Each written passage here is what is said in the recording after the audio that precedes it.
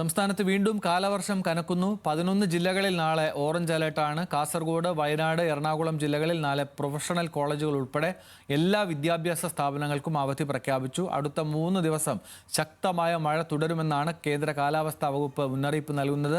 തിരുവനന്തപുരത്ത് നിന്ന് സനിസ ശോഭാചന്ദ്രൻ വിവരങ്ങളുമായിട്ടുണ്ട്. സനിസ, ഏറ്റവും ഒടുവിൽ നമുക്ക് ലഭ്യമാകുന്ന സൂചനകൾ എന്തൊക്കെയാണ്? ജില്ലകളിലും മഴ മുന്നറിയിപ്പുണ്ട്. അതും ഒറ്റപ്പെട്ട അതിശക്തമായ മഴയ്ക്കുള്ള സാഹചര്യമാണ് സംസ്ഥാനത്തുള്ളത്.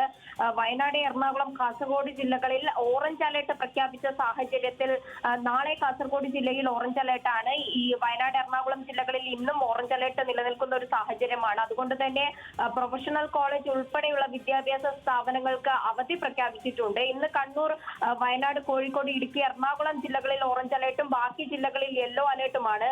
നാളെ തിരുവനന്തപുരം, കൊല്ലം, പത്തനംതിട്ട, ആലപ്പുഴ, കോട്ടയം, എറണാകുളം, ഇടുക്കി, അതുപോലെ തന്നെ കോഴിക്കോട്, വയനാട്, കണ്ണൂർ, കാസർഗോഡ് ജില്ലകളിലും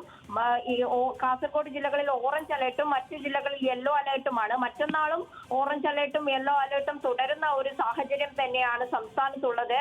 അതിതീവ്ര ന്യൂനമർദ്ദത്തിന്റെയും അതുപോലെ തന്നെ തീരദേശ ന്യൂനമർദ്ദ പാത്തിയുടെയും സ്വാധീന ഫലമായിട്ടാണ് സംസ്ഥാനത്ത് അതിശക്തമായ മഴ തുടരുന്നത്. ഇടിമിന്നലോട് കൂടിയിട്ടുള്ള മഴയ്ക്കാണ് സാധ്യത. മണിക്കൂറിൽ 50 കിലോമീറ്റർ വേഗതയിൽ കാറ്റ് വീശാനുമുള്ള സാധ്യതയുമുണ്ട്. മഴ കനക്കുന്ന സാഹചര്യത്തിൽ മലയോര മേഖലയിൽ താമസിക്കുന്നവർക്ക് വലിയ ജാഗ്രതാ നിർദ്ദേശമാണ് കേന്ദ്ര കാലാവസ്ഥാ വകുപ്പും അതുപോലെ തന്നെ ദുരന്ത നിവാരണ അതോറിറ്റിയും നൽകുന്നത്.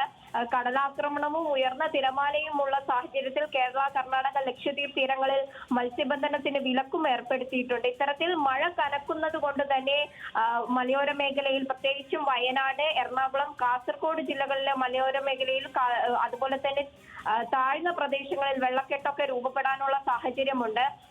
ഉരുൾപൊട്ടലിനും മണ്ണിടിച്ചിലിനും സാധ്യതയുള്ളത് കൊണ്ട് തന്നെ അതീവ ജാഗ്രത പുലർത്തണം. രാത്രികാലങ്ങളിൽ യാത്ര ഒഴിവാക്കണം.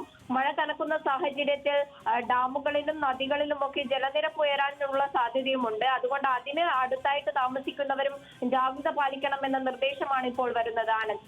ശരി സനിസ, വ്യക്തമാണ്.